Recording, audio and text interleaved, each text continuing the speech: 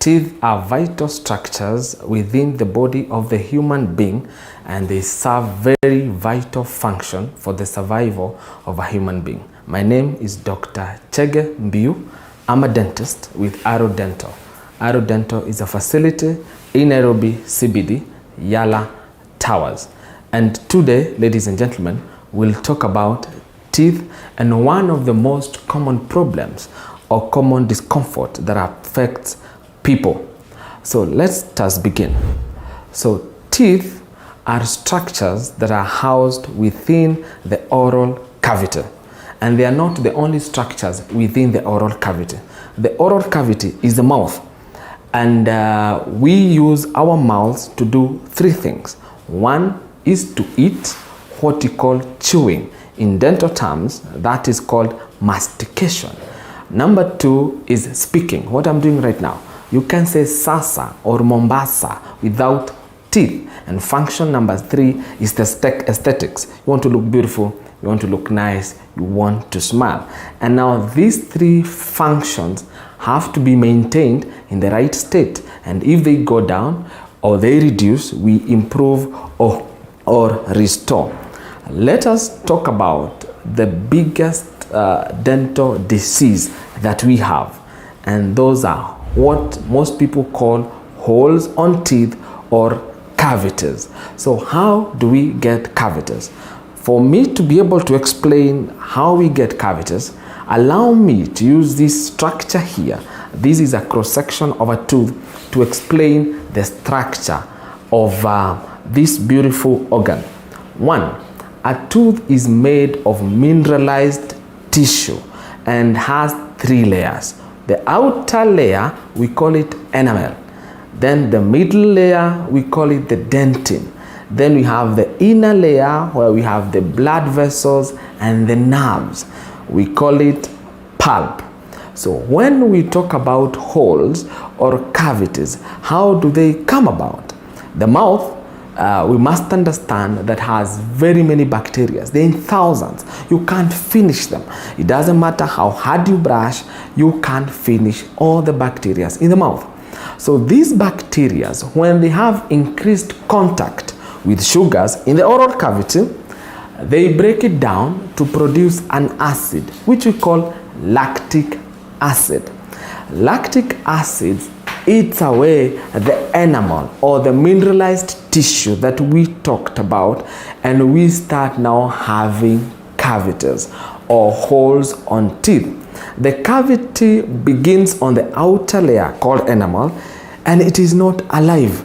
The outer layer does not have nerves. So you may not have symptoms, you may not have any discomfort, but as the disease process, which is now the destruction of the tooth structure, goes on to the middle layer, which we call the dentin, that layer has nerves and blood vessels.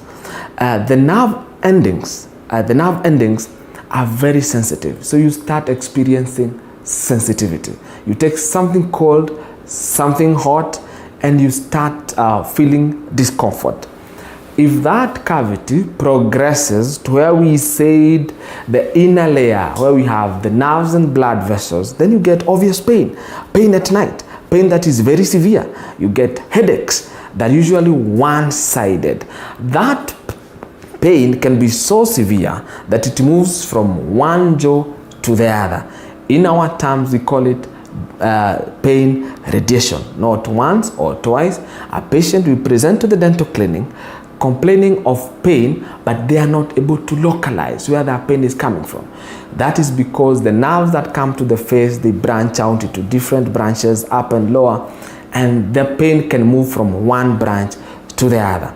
So when you have a cavity, we have said that you can have symptoms or no symptoms, depending on the extent or the size of that cavity. You can see it or you may not be able to see it. There are those obvious cavities that you can see with your eyes, and even a dentist can identify as this is a cavity and we need to fill it. But at times they are cavities but you can't see them.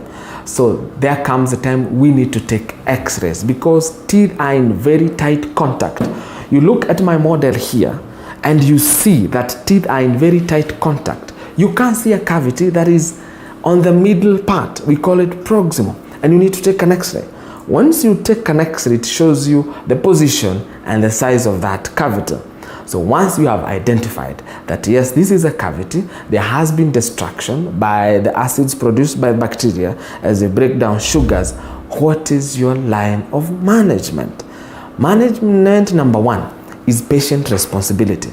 We must ensure that now and moving forward, the patient must brush thoroughly. We insist on brushing 2 times every day so that you can protect not just the tooth that has a cavity, but especially the others that may not have had cavities forming.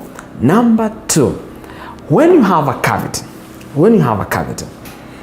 as a dental practitioners, we have a responsibility to restore the tooth to natural form. So how do we restore a tooth that has a cavity to its natural form? Number 1 objective is to remove the disease process. Decay itself is a disease. There are bacteria involved. There is destruction of the tooth structure, and that area is soft. So what do we need to do? We need to clean up that tooth, clean up the area that has a cavity, ensure it is very well debrided, very well irrigated with water and with solutions, and it is very clean. Then you put a filling. What is a filling? In layman terms, I would say ni kama kiraka ya meno. The tooth has a cavity, you need to patch it up. We majorly have 2 types of fillings. They have the white fillings and a silver filling. White fillings, we call them composite or GIC. Then the silver fillings, we call them amalgams. So when it comes to putting those fillings, where there is a discussion between the dentist and the patient on the most preferable filling, you can do white, you can do silver, both of them serve well. The process is when a patient comes and the patient is on the chair, you've done your x-rays, you've done your examination, you cannot work in the mouth when the patient is not numb. I know most people, including myself, if you are to change the roles and I become a patient, we don't like injections. But unfortunately, we have to numb you with an injection to ensure that the area around that tooth does not perceive pain. So you get numbing, you get an injection to ensure that that area is numb. Then using the many instruments that we have, we start drilling the tooth.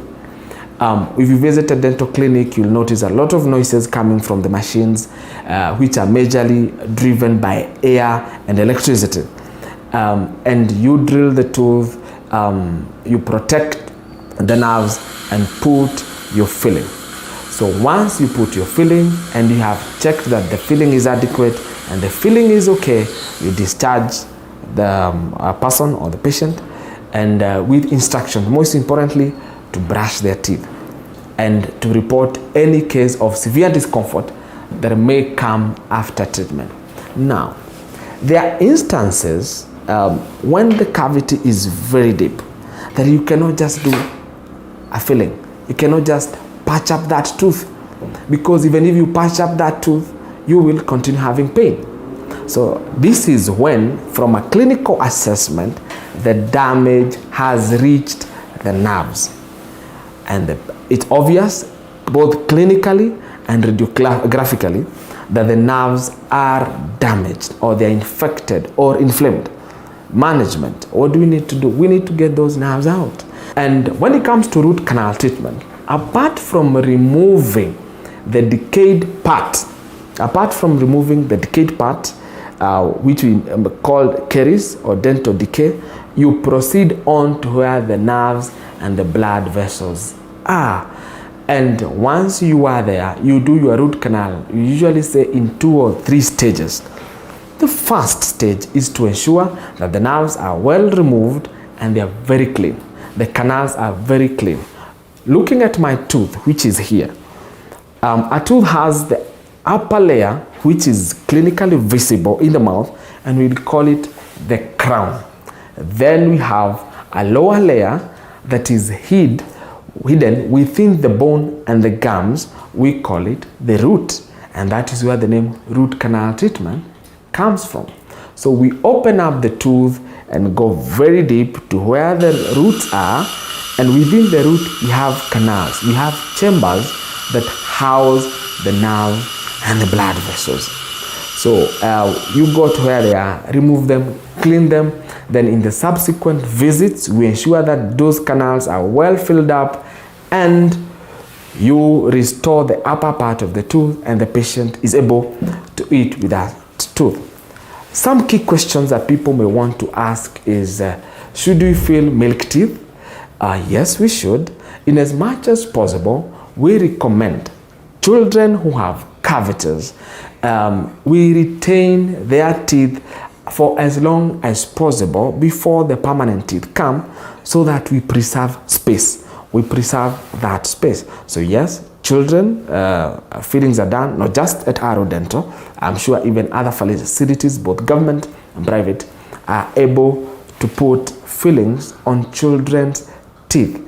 Would you have fillings when you are pregnant? Yes.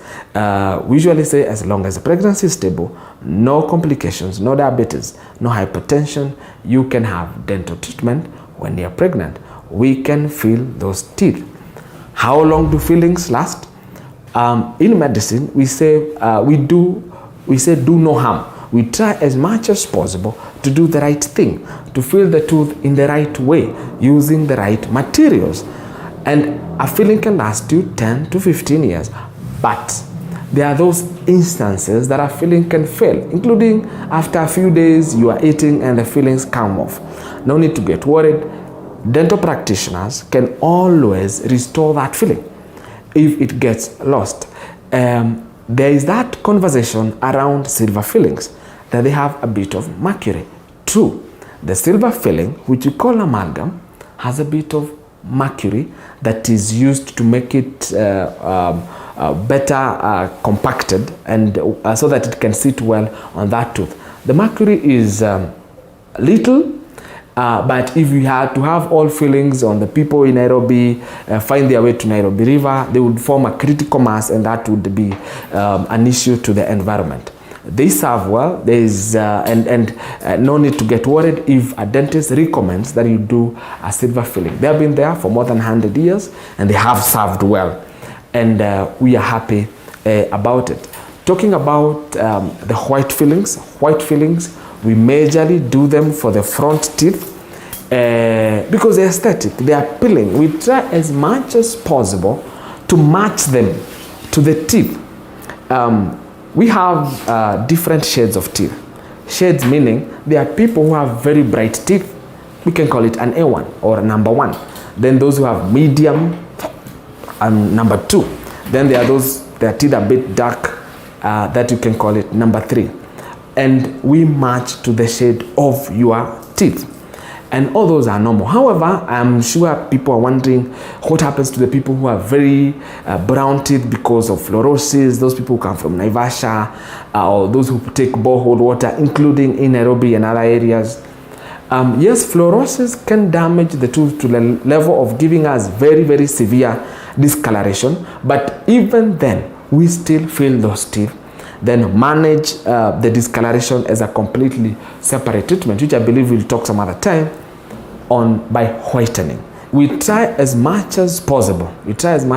From our end to ensure that the comfort of chewing comes back in less than 24 hours, so that by the second day you are able to chew. Again, one of the things why we limit a day or so is, especially when you're working with the silver filling, is because it takes time to harden. It takes time to harden up to 24 hours. Ladies and gentlemen, thank you very much, and we hope to meet you on the other side as we offer treatment to those who require it.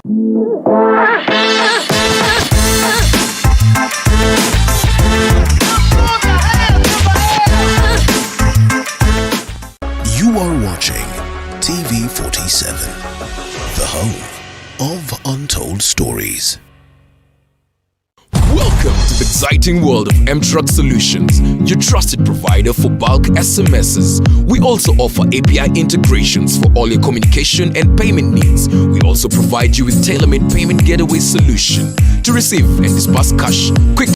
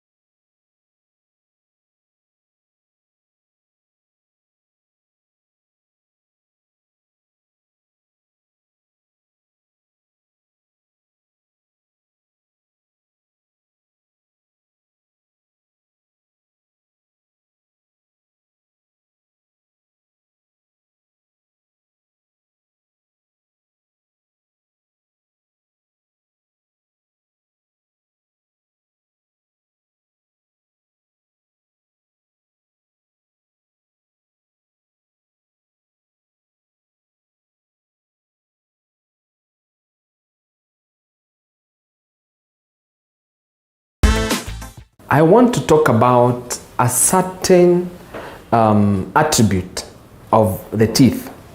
There are three things that revolve around attributes of the teeth that I'll mention. Number one, teeth have a particular shape. Every tooth has a unique shape. Right from the front teeth, which we call incisors, the middle teeth, the canine and the premolar, and the back teeth, which use for chewing, the molars, all have a particular shape and size that is fitted to their function. The front teeth for biting, the canine for tearing, the back teeth for grinding. Attribute number two, I've said shape, size is the second one, and attribute number three is color or the shade. The teeth have a shade which moves from white, off-white, all the way to yellow.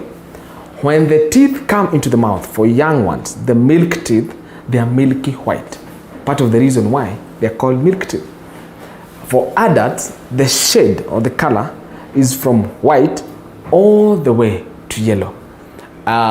Again, as we age, teeth become yellow. By the time you're 70, your teeth are generally almost yellow because of structural changes.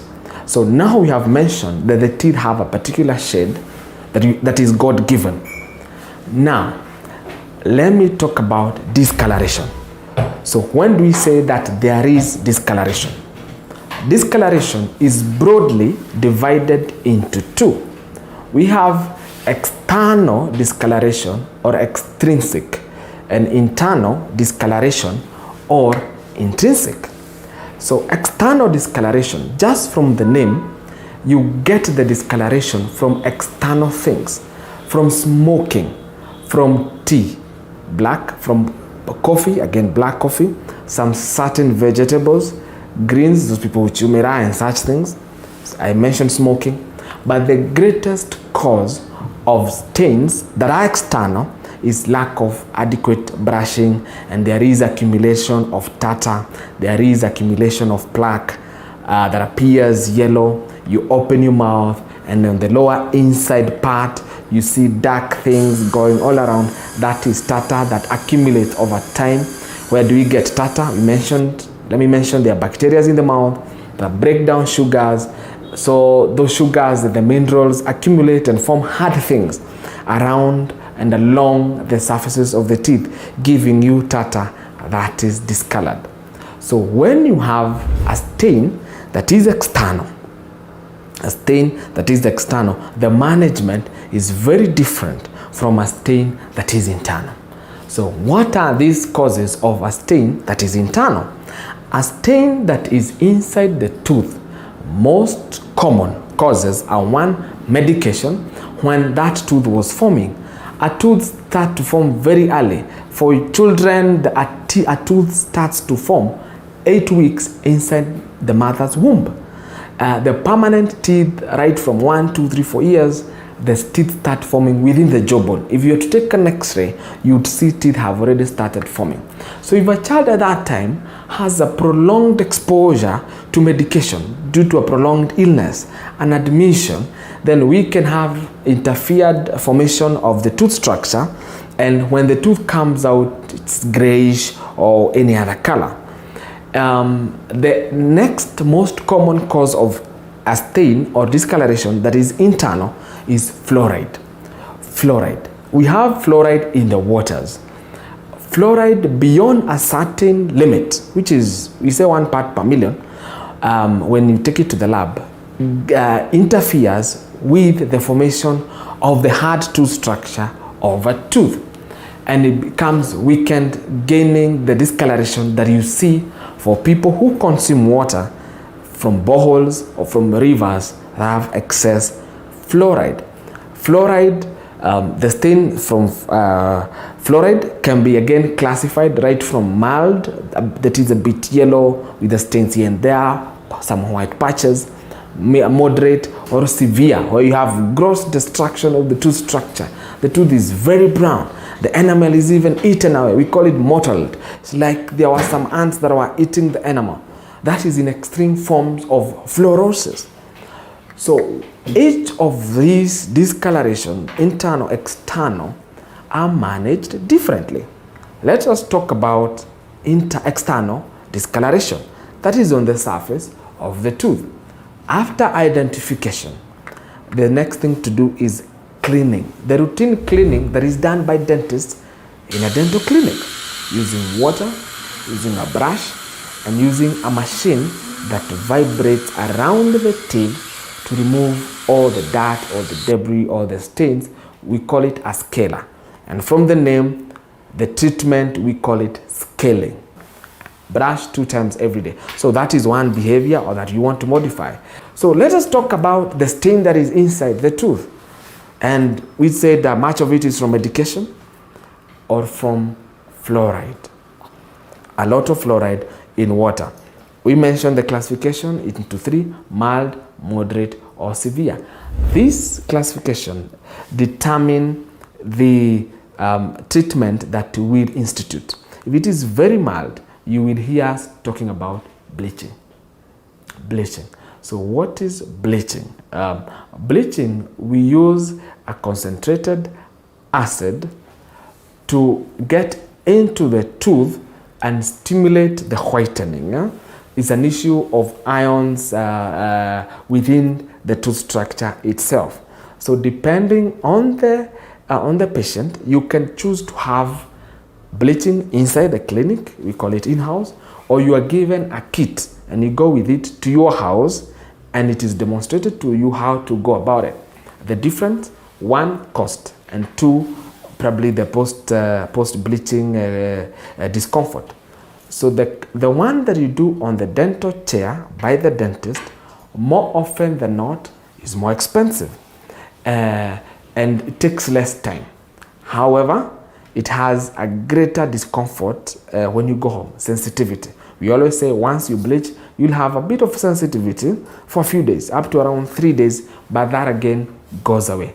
The one you do at home, you wear some trays, you wear some things that are placed on your jaw, and you put the chemical, then you wait for about 30 minutes to about 1 hour at night before you sleep, and it helps to brighten teeth progressively over a few days. It can be 3 days, it can be a week, up to around 10 days. The post-treatment sensitivity is reduced. So you can do bleaching for mild cases, very mild cases. Moderate cases, there is a treatment option we call masking. Just from the name, mask. In Kiswahili ni kufunika. Mask, you cover it up. you cover it up. So you have a discoloration on the surface of the tooth. You get a white coating or a white filling and you place it on that tooth. It is a process. Usually lasts for several years, 6 to 10 years.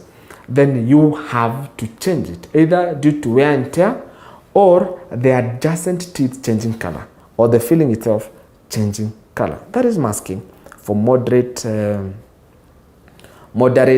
discoloration. Severe discoloration. Severe discoloration, the tooth is eaten away. We do not have the shape of the tooth because the ideal shape of the tooth because of destruction. There we do what we call crowning. Crowning, just from the name, it's a cap on the entire tooth. It's a cap on the entire tooth so that you cover all that destruction. Yes, it's more expensive, but more durable. Lasts very many years and can even last a lifetime. There are times we don't cover the entire tooth and we just cover one front part of the tooth.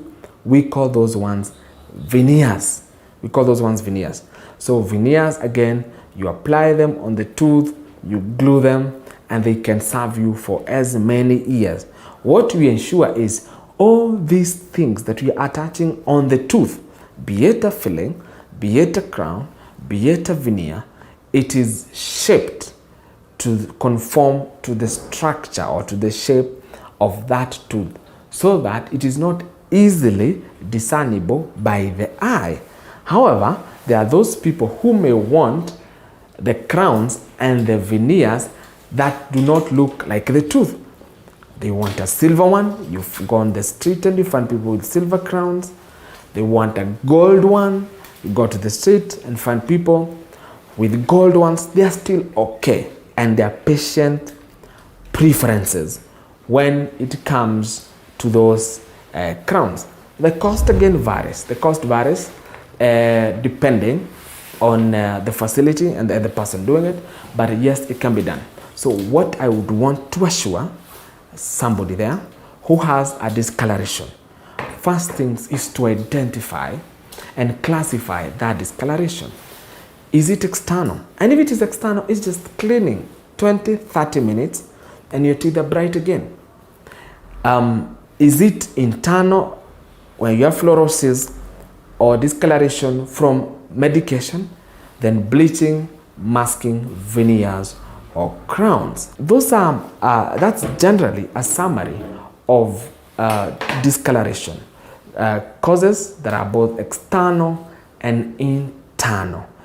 There could be a few side effects to some of the options taken for whitening, like bleaching, but they are short-lived. If you look at the benefit of doing such treatment, they far outweigh the little discomfort for a few days. So visit a dentist for a review. Come to Arrow Dental in Nairobi. Go to Thika.